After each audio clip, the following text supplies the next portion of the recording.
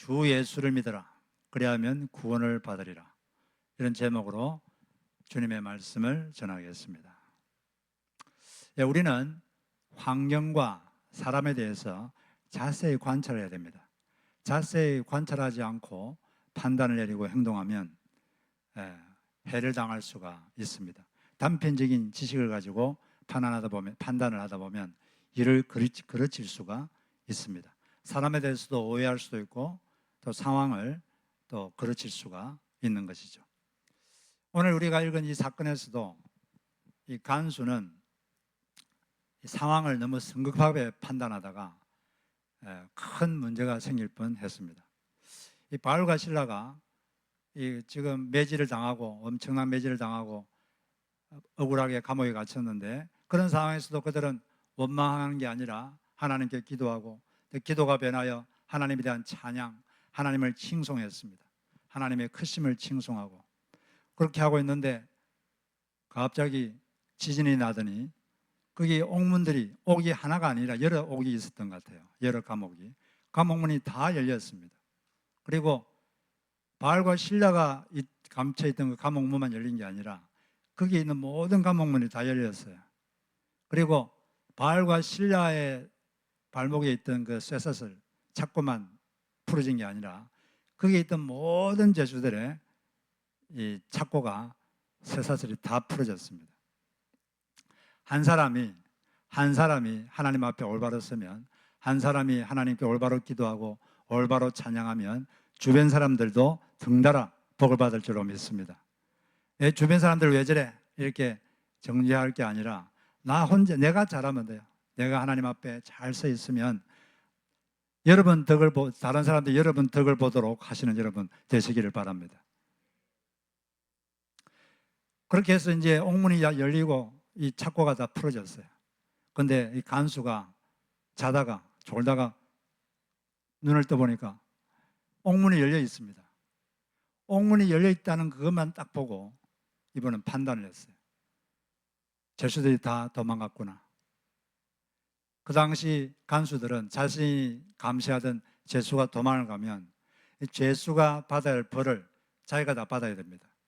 지금 죄수가 한두 명도 아닌데 다 도망간 것 같으니까 이제 나는 죽었구나.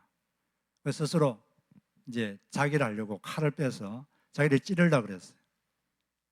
근데 그때 바울이 너를 상하게 하지 말라. 우리가 다 여기 있다. 그렇게 해서 그가 살았어요. 이분이 너무 성급하게 판단한 거죠. 그냥 옥문이 열려 있는 걸 보고 그냥 그것만 탁 보고 다 도망갔다.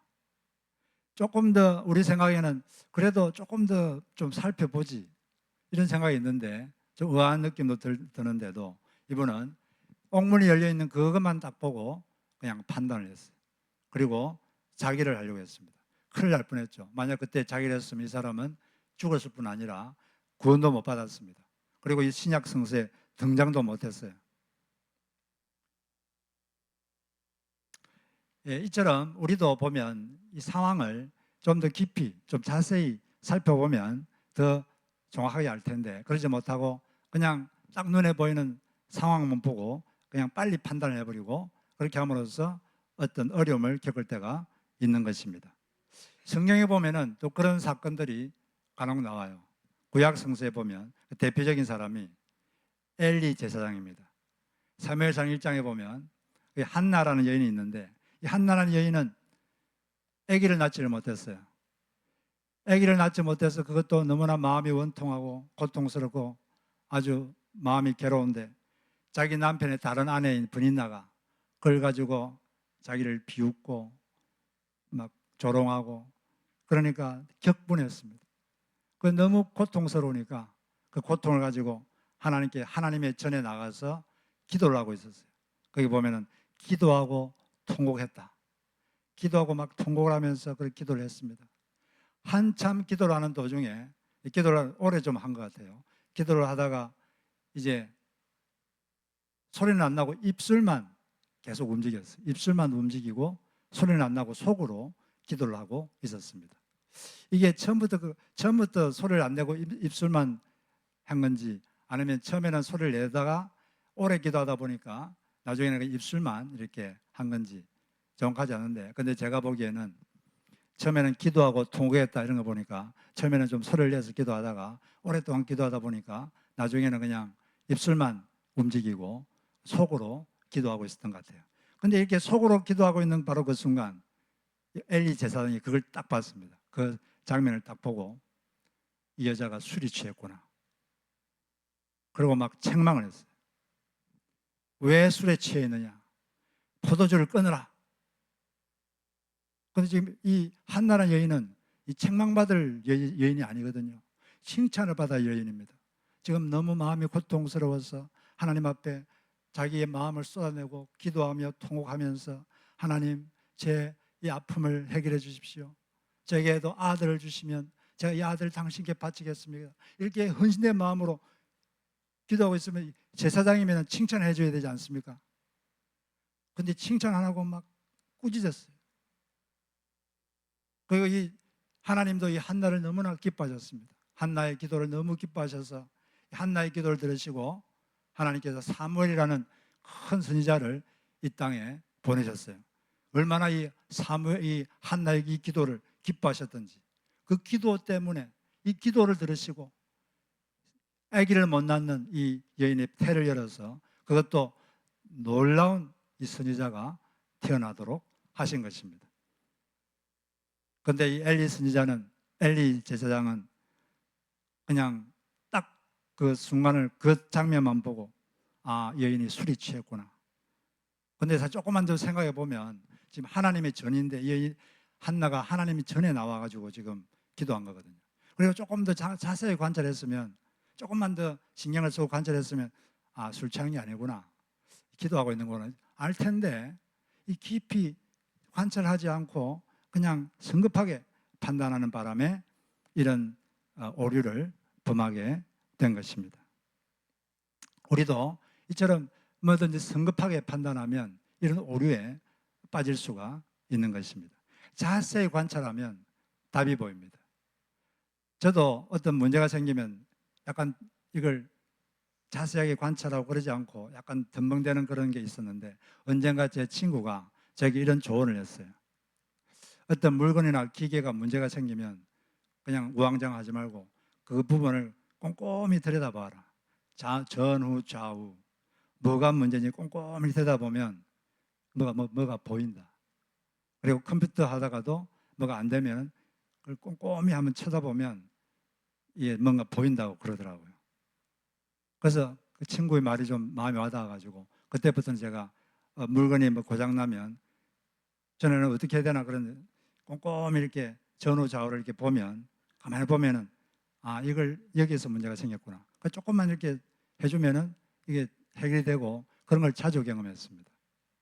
그리고 뭐 컴퓨터 쓰다가도 뭐 문제가 생기면 이게 잘 이렇게 살펴보고 이것저것 클릭해보고 그러면 또 이게 문제가 해결되고, 그런 걸 느꼈어요. 그 친구의 조언이 상당히 도움이 됐습니다. 문제가 생기면 자꾸 덤벙거리지 말고 꼼꼼하게 전후 좌우를 살펴봐라. 할렐루야. 여러분들도 꼼꼼하게 살펴보시기를 바랍니다.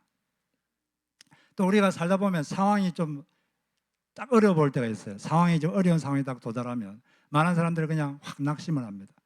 그것만 딱 보고 판단하는 거죠. 아, 큰일 났다. 그런 사람들이 의외로 많아요. 믿음 좋다는 사람들도 그냥 상황이 도달하면 그것만 딱 보고 그냥 판단을 합니다. 근데 그걸, 저 상황을 정말 깊이 보면, 더 깊이 보다 보면 그 상황 배후에 있는 그 상황을 다스리는 하나님이 보입니다. 하나님이 보일 때까지 깊이 기도하면서 보십시오. 자, 한번 이 시편 29편 10절에 보면 이런 말씀이 있어요. 여호와께서 홍수 때 좌정하셨으며 여호와께서 영원하도록 왕으로 좌정하시는도다. 하나님께서 홍수 위에 자리를 펴시고 계신다. 홍수란 것은 여기서 비유적인 것인데, 인생의 경랑, 인생의 역경, 홍수같이 휘몰아치는 그 역경 위에 하나님이 보좌를 펼치고 다스리고 있다는 것입니다. 보좌란 것은 다스리는 것이죠. 여러분, 인생의 홍수 위에 하나님이 계십니다. 하나님이 거기에 자리를 펴고 그 홍수를 다스리고 계십니다. 하나님을 보시기 바랍니다. 막 그걸 보고 막 낙심하지 마시고 자세히 기도하면서 보십시오. 그 뒤에 앉아 계신, 그 보좌에 앉아 계신, 그 다스리고 계신 하나님이 보이실 것입니다. 그 하나님을 보일 때까지 상황을 자세하게 영적으로 보시기를 바라요. 저는 이 간수의 이 모습을 보면서 좀 많은 생각이 들었는데, 그때 묵상하면서 갑자기 또 어떤 말씀 하나가 떠올랐습니다. 잠언 18장 13절. 사연을 듣기 전에 대답하는 자는 미련하여 욕을 당하느니라. 이 상대방의 사연을 잘 들어본 다음에 대답을 해야 되는데, 그 사연을 잘 들어보지 않고 답을 하고 반응을 하면 그게 안 좋은 결과가 나온다는 것입니다. 근데 많은 사람들이 상대방의 말을 잘 들으려고 하지 않아요. 조금 듣다가 다 알아, 다 알아. 그러고 자기 말을 막 합니다. 그러니까 진정한 대화가 잘 안 돼요. 근데 잘 들어보고 어떤 사정이 있었구나, 내가 모르는 이런 배경이 있었구나, 이런 걸 잘 들어보면 다 이해가 돼. 많은 이해가 될 때가 많아요. 근데 많은 사람들이 이 사정을 자기도 모르는데 이걸 잘 들어보려고 하지를 않습니다.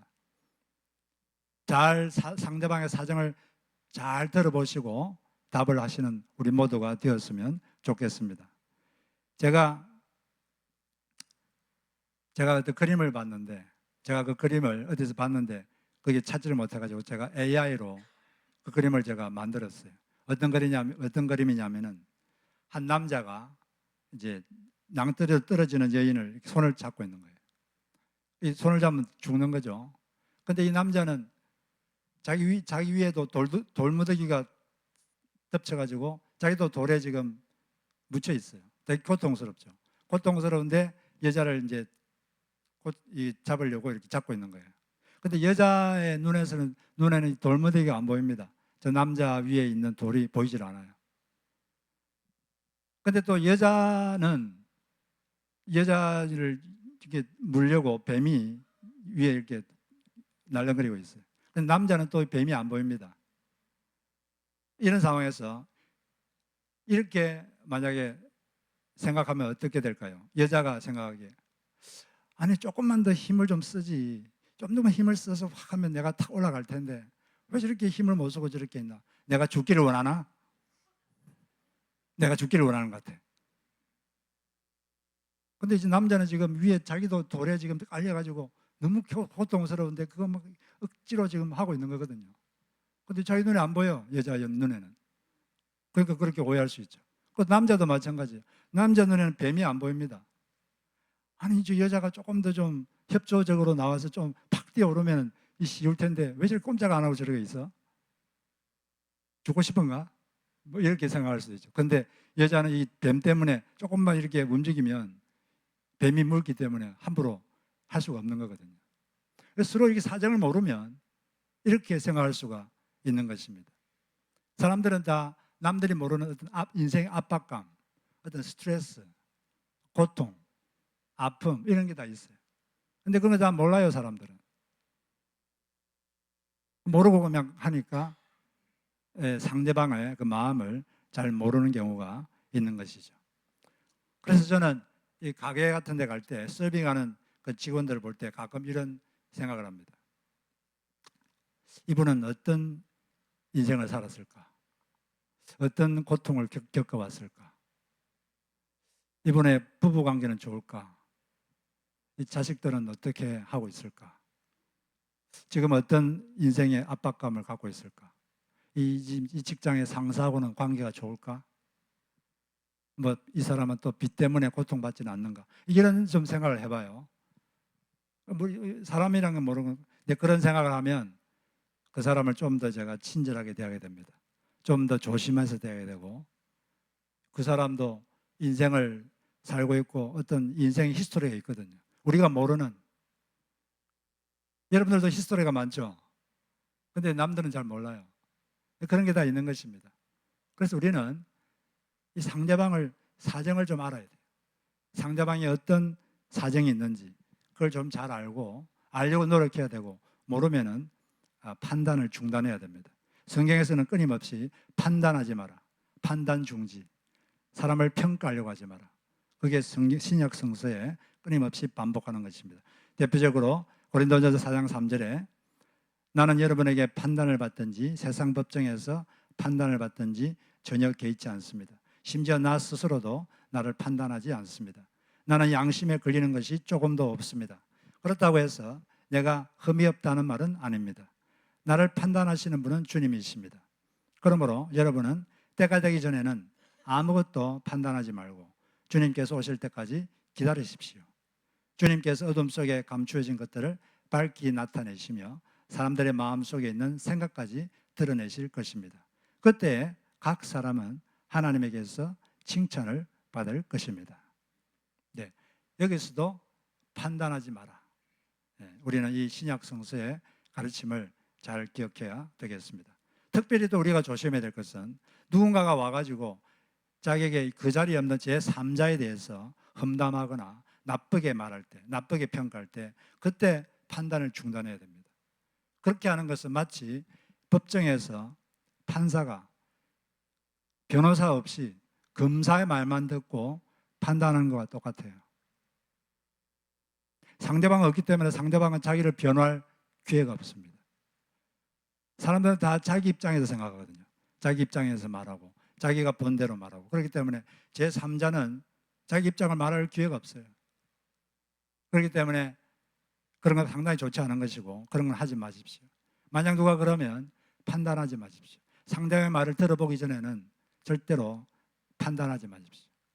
상대방의 말을 다 들어보면 완전히 다른 이야기가, 완전히 디프런 스토리가 나옵니다. 그래서 그런 말 있죠. 좀 갈등이 있는 부부 말을, 남편 말을 들어보면 아내가 완전 막이고 아내 말을 들어보면 남편이 완전 막이에요. 서로 이렇게 자기 입장에서만 생각하니까 그런 것입니다. 우리는 모든 상황과 사람들의 사정을 다 알고 판단하고 또 생각하는 그런 우리가 되어야 될 줄로 믿습니다. 근데 이런 이제 간수가 자기는 정말 죄수들이 다 도망간 줄 알고 나 죽었구나. 이 죽음의 공포가 들어왔습니다. 죽으려고 자기를 하려고 했는데 이제 이들이 살한 것을 알게 된 거죠. 그리고 자기는 그렇게 거칠게 대했지만은 자기를 친절하게 대하는 바알과 사울, 신라. 그리고 또 자기가 보게 되는 그 기적. 갑자기 기도하고 찬양하는데 지진이 나고 착고가 풀리고 그런 기적을 보면서 평소에 마음속에 있던 그런 근본적인 질문, 자기 마음속에 갖고 있었던 인생의 근본적인 질문, 그게 갑자기 떠올랐습니다. 평소에 마음속에 있던 그 질문이 떠올란 거죠. 인생의 가장 근본적인 질문이 뭘까요? 누가 여러분 인생의 가장 근본적인 질문이 되어야 될까요? 바로 이 간수가 했던 질문. 이 간수는 바울과 신라에게 물었습니다. 무릎을 꿇고 제가 어떻게 해야 구원을 받겠습니까? 제가 어떻게 해야 구원을 받겠습니까? 구원을 받는다는 것은 무슨 뜻이냐? 구원을 받는다는 것은 죄 용서를 받고 하나님과 관계가 회복되는 것. 이게 구원입니다. 모든 사람들은 태어날 때 죄가 있기 때문에 하나님과 관계가 끊어진 상태로 태어납니다. 그런데 구원받는다는 것은 이 죄 용서를 받고 하나님과 다시 관계가 회복되는 것. 이게 구원받는 거예요. 어떻게 하면 제가 구원을 받겠습니까? 이렇게 이제 물어본 거죠. 여기에 대해서 많은 종교들이 나름대로 답을 합니다. 부탄의 제가 영상을 보니까 부탄의 어떤 새 청년은 자기 집에서 수도인 라사에 있는 어떤 사원까지 1300마일, 13마일이 아니고 1300마일을 걸어서 가는 게 아니라 오체투지, 절을 해가지고, 절을 하되 그냥 그 절이 아니라 온몸이 땅에 다 닿도록 이 절을 해가지고 1300마일을 절을 해가지고 그 사원까지 갔어요. 가가지고 그 사원에 있는 부처상 앞에서 10만 번을 절을 했습니다. 근데 그렇게 가는데 1년 걸렸어요. 하루에 4마일씩 해가지고. 왜 그렇게 했느냐 물어보니까 다음 생에 사람으로 태어나기 위해서 그렇게 했다고 합니다. 그들은 불교는 윤회를 믿기 때문에 자기가 잘못하면 벌레로 태어날 수도 있잖아요. 그래 안 태어나 사람으로 태어나려고 그렇게 했다는 거예요. 그 나름대로 그렇게 고행을 하면 구원받는다. 이렇게 이제 생각하는 거죠. 그렇게 하면 자기가 천국 갈 수 있다. 또 어떤 사람에게 또 물어보면 어떻게 하면 천국 갈 수 있겠습니까? 어떻게 하면 구원을 받겠습니까? 이렇게 하면 많은 사람들의 답이 뭐냐? 좀 더 착하게 살아야죠. 좀 더 착하게 살아야죠. 그러면 제가 천국 갈 수 있겠습니다.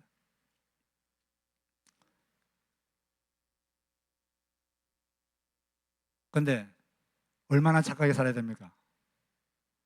하나님의 기준은 아무리 인간의 도덕성으로 절대 도달할 수가 없습니다. 그리고 이미 지은 죄는 어떻게 할 거예요? 내가 2가지 잘못했으니까 10가지 착한 일 하면 되겠다. 사람을 1명 죽여놓고 20명한테 좋은 일 한다고 그 살인죄가 없어집니까? 그런 건 있을 수가 없죠. 인간은 아무리 도덕적으로 노력해도 하나님의 기준에 도달할 수가 없습니다. 자기의 선행으로 구원받을 방법이 없어요. 할 수가 없어요. 했으면 좋겠는데 그 방법이 그게 불가능합니다. 그런 능력이 없어요. 그러면 성경에서는 어떻게 답을 하느냐? 성경에서 가장 간단하게 그 문제에 답을 주는 말씀 오늘 이 본문입니다. 제가 어떻게 해야 구원을 받겠습니까? 제가 어떻게 해야 천국 가겠습니까? 답이 뭡니까? 네, 맞습니다. 주 예수를 믿어라. 네, 그 영접하는 거죠. 믿고 믿는 게 영접하는 거니까. 네, 주 예수를 믿어라. 그래야하면 구원을 받으리라. 이게 답입니다, 여러분. 누가 여러분에게 어떻게 구원 받습니까? 그러면 주 예수를 믿으십시오. 그러면 구원을 받습니다. That's it. 그게 다른 거 플러스 하면 또 이단이라 그럽니다. 그게 다른 거 플러스 하면 다 잘못된 거예요. 주 예수를 믿어라. 그것만 하면 돼요. 그러면 너가 구원을 받는다. 주 예수를 믿는 것은 기도로 마음에 예수님을 영접하는 거죠. 그래서 우리 영접이라고 말씀하셨는데 같은 말입니다. 주 예수를 믿으면 돼요. 그럼 여기서 주 예수를 믿으라 그랬는데 예수란 예수님의 이름이고 주님은 예수님의 호칭입니다. 예수란 이름에 뜻이 있는데 예수란 이름의 뜻이 뭡니까? 예수란 이름의 뜻은 뭐 복잡한 거 간단하게 딱 말하면 구원자 그런 뜻이에요. 예수 이꼬르 구원자, 구원하는 분. 그게 예수란 뜻입니다. 예수를 믿는다 이 말은 예수가 나의 구원자임을 믿는다 그런 말이죠. 예수님의 어머니, 육신의 어머니 마리아가 처녀 때, 결혼도 안 했는데 처녀 때 그에게 성령 하나님이 임하셔서 임신을 했어요. 그런 상태에서 하나님의 사자가 약혼한 요셉에게 와서 이렇게 말했습니다.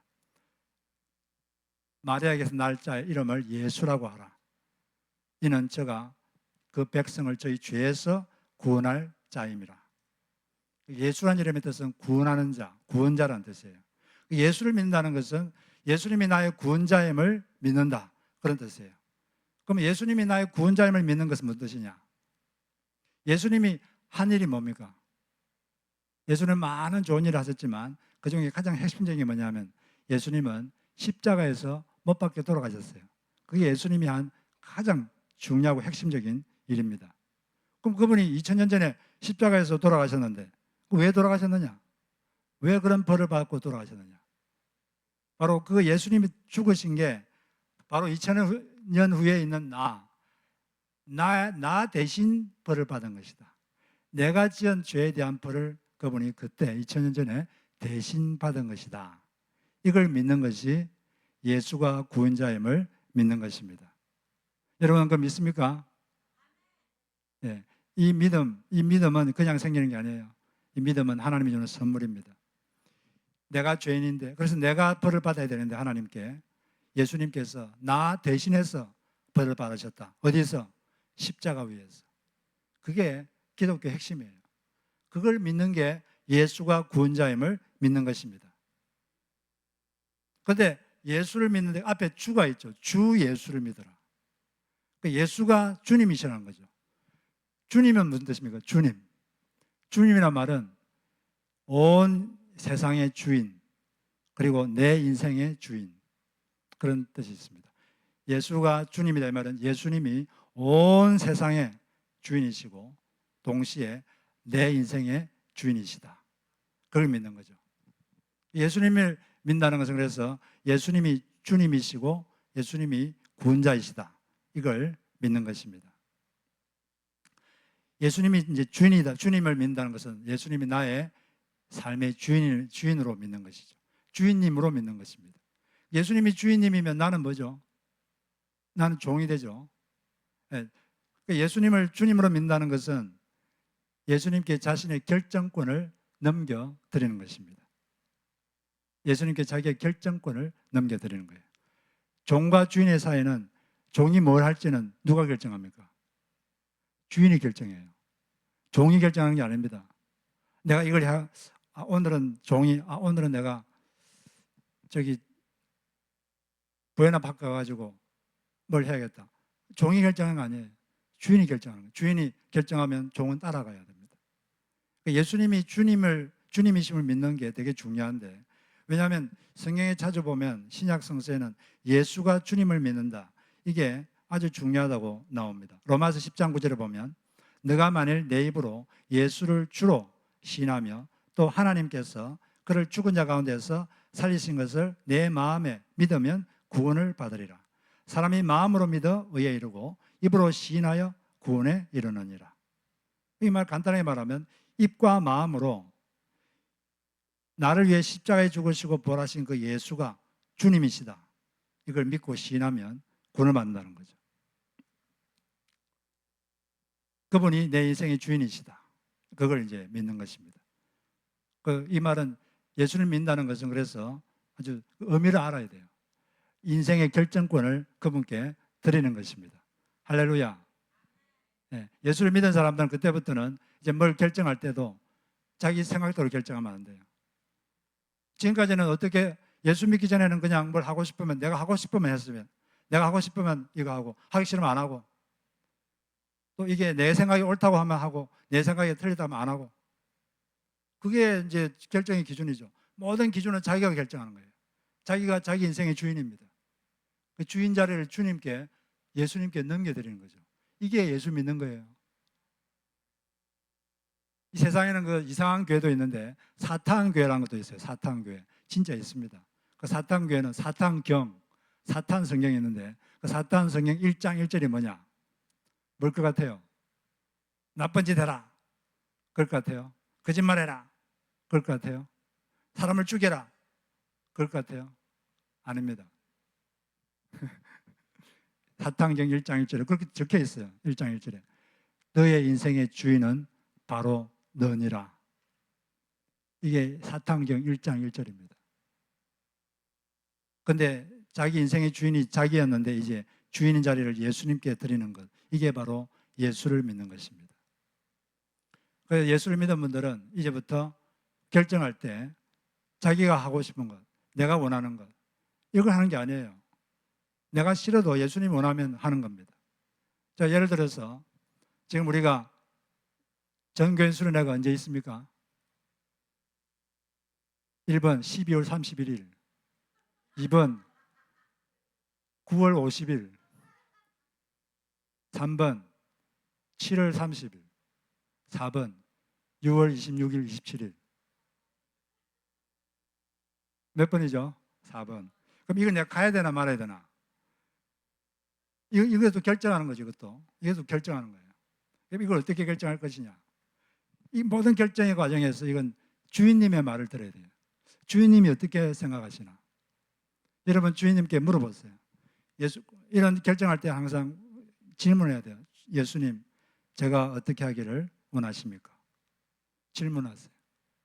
그러면 주님께서 마음에 어떤 움직임이 있습니다. 그러면 그대로 하시면 돼요. 이 마음에서 그 주인님께서 가라 그러는데도 나 가기 싫어요. 그걸 세자로 뭐라 그러죠? 주인님이 이렇게 하라 그러는데 하기 싫어, 안 해. 그걸 세자로 뭐라 그러죠? 세자로. 네, 맞습니다.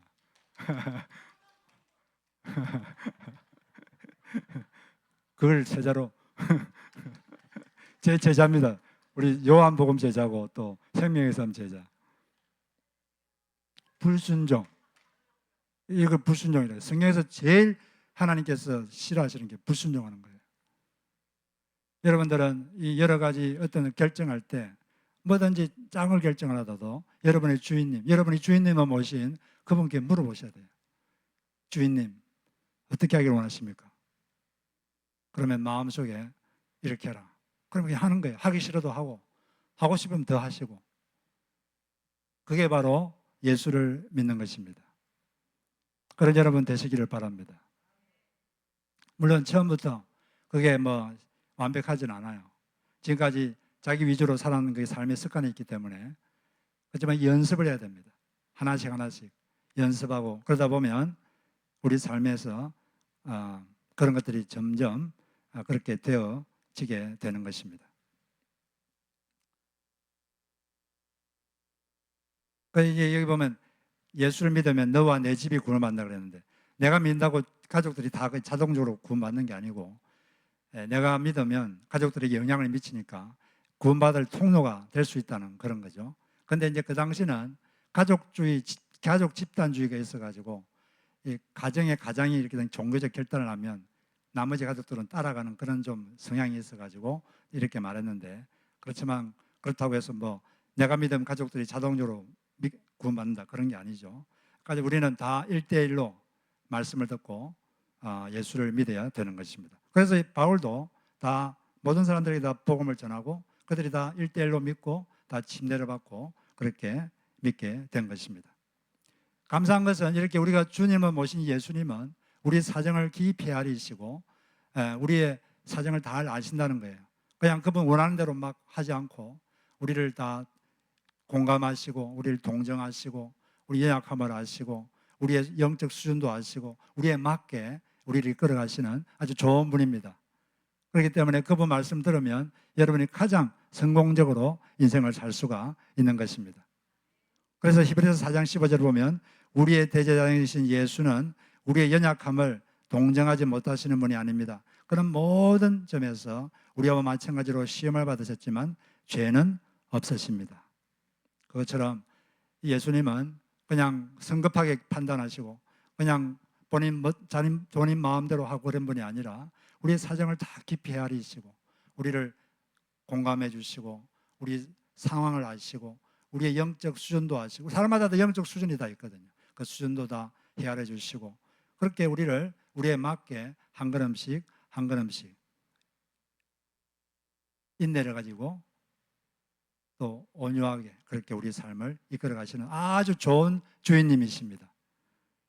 여러분 인생을 가장 성공적으로 사는 방법은 이 좋은 주인이신 그분을 주인으로 모시고 한 걸음 한 걸음 그분께 질문하면서 따라가면 가장 성공적인 인생을 살 수 있습니다.